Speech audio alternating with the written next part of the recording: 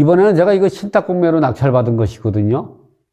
우성 7자 아파트 35평을 어떻게 낙찰받았느냐. 여러분들 신탁공매 하려면 지금 같은 생각을 가지면 됩니다. 우리가 법원 경매나 온비드 공매, 이제 법원 경매나 암산 공매 같은 경우는 권리 분석을 어떻게 하냐?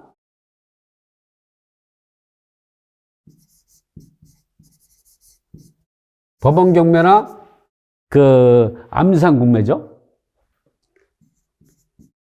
압류, 재산, 공매. 요 같은 경우는 매각 결정을 하죠. 법원 같은 경우는 낙찰받거나 일주일 있다가 매각 허가 결정하고 일주일 있다가 확정이 되죠. 암산 공매는 낙찰받고 나가지고 지금은 이 법이 바뀌어가지고 2023년 1월부터 최초 공매 공고한 것부터는 매각 결정을 개차로 낙찰받고 다다음 주 월요일 18시 정각에 매각 결정이 자동으로 돼요. 그래서 이렇게 바뀌었어요.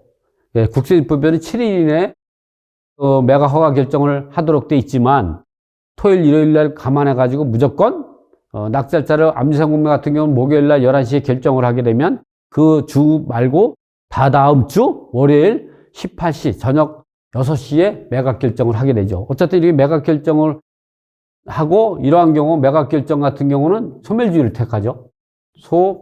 소멸주의를 택하죠. 즉 말소 기준 권리를 기준으로 한다는 거죠. 이렇게 소멸주의 택하는 거는 이 법원 경매와 압류재산 공매로 매각 결정 방식으로 하는 거죠. 계약 체결 방식이 아니라 매각 결정 방식으로 하는 거는 말소 기준 권리가 소멸된다. 그러나 공매가 이 압류재산 공매 이외의 모든 거는 매각 결정 방식으로 하지 않고요. 계약 체결 방식으로 합니다. 이런 경우는 인수주의가 되죠. 소멸시킬 수 없습니다. 신탁 공매를 낙찰받으면 신탁 등기되기 전에 등기되어 있던 채권자라든가 신탁 등기 이후에 등기되어 있다고 하더라도 인수하는 경우가 많습니다. 한번 제가 살펴보면 이제 인수주의가 어떻게 되는가를 보면 이런 거죠. 자, 여러분들은 이제 법무사님들이시고 그러니까 이 신탁 등기라는 건 잘 알 겁니다. 이 신탁 등기가 이루어졌다면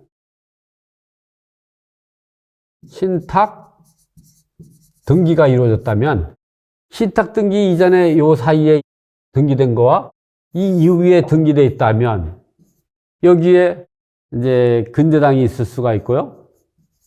가압류가 있을 수가 있고 압류가 있을 수가 있고 또 여기 임차인도 있을 수가 있잖아요.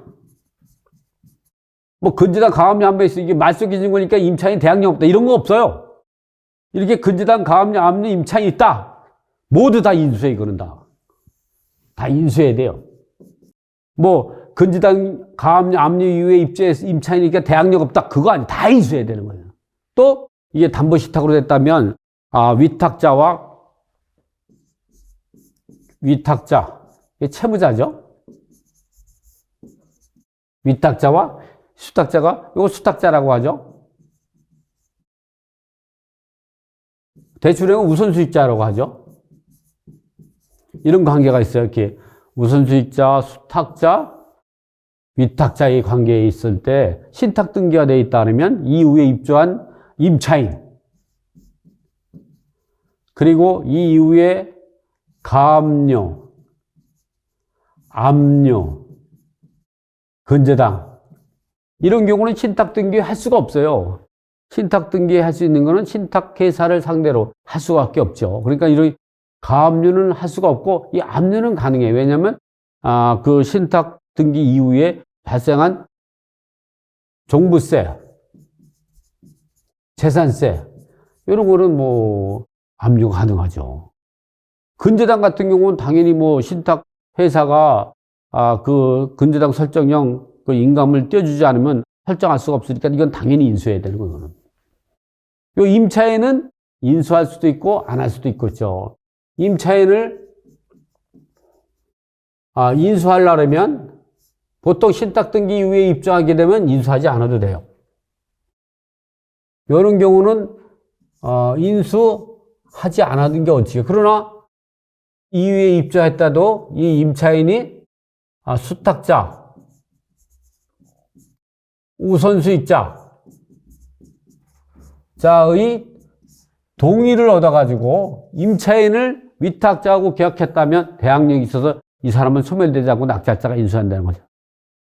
근데 엊그저께 제가 낙찰받은 사례에서는 어떻게 했냐면 임차인이 신탁등기 이후에 입주했는데요. 수탁자와 우선수익자의 동의를 얻어가지고 입주했습니다. 근데 문제는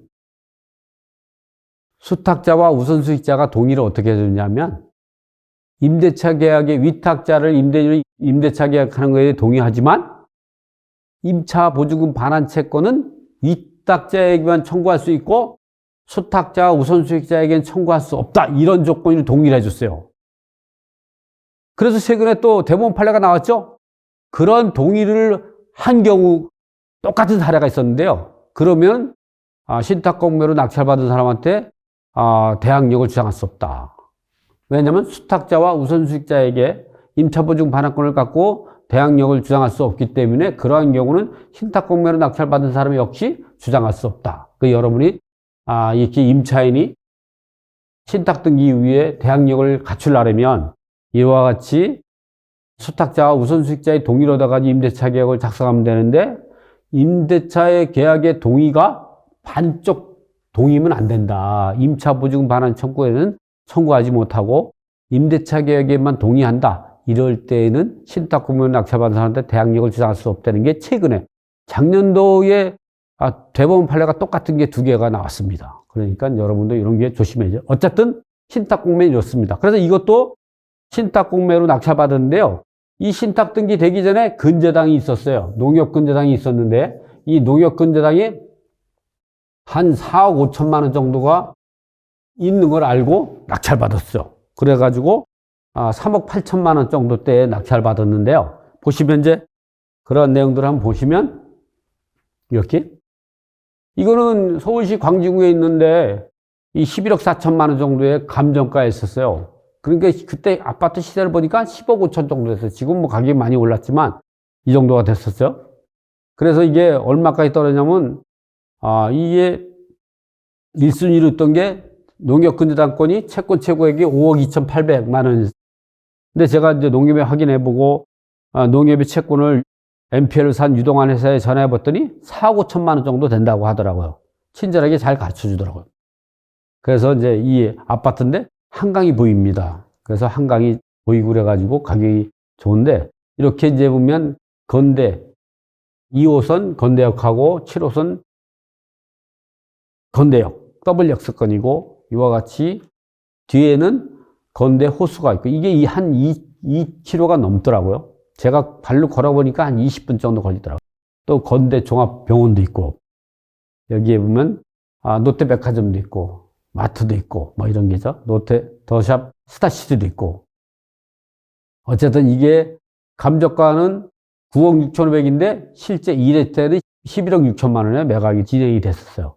그래서 진행에다가 이거를 계속 가격이 떨어지다가 어디까지 떨어졌냐면은 3억 8천 760만 9,800원까지 가격이 떨어져서 요거랑 4억 5천 농협 근저당권 인수하는 걸까지 해서 8억 3,760만 9,800원에 그 낙찰 받아가지고 2억 1,200만 원 정도 시세 차익을 올릴 수가 있었던 거죠. 그래서 이렇게 요 인수금액 같은 경우는 아가같이 채권 최고액은 5억 2천이지만 실제 채권하고 지연이자 포함해서 4억 5천 정도가 요걸 인수하기 때문에 근데 실질적으로 또 이걸 채무를 갚을 때는 4억 4천만 원이라 1,000만 원만큼 또 선물을 받았어요.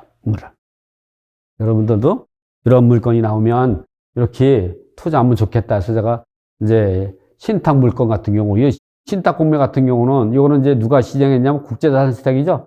지금은 이게 우리 자산시탁으로 바뀌었어요. 탁으로 바뀌었죠.